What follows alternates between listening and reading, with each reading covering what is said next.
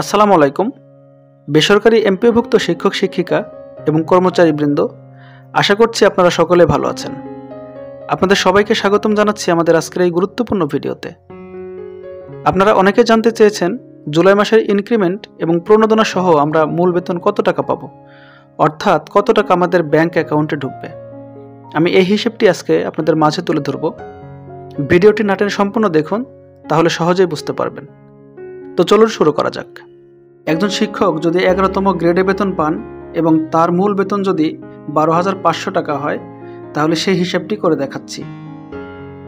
12,500 টাকার 5% ইনক্রিমেন্টে হয় 625 টাকা, তাহলে মূল বেতন দাঁড়ায় 13,125 টাকা।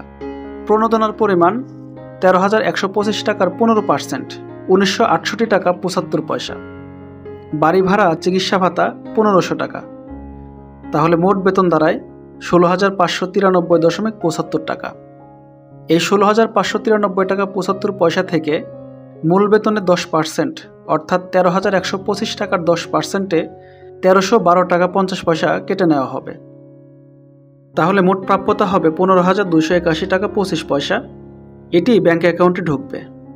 এখানে 15,281 টাকা 25 পয়সা একটি রাউন্ড ফিগার হবে 15,282 টাকা অথবা 15,280 টাকা।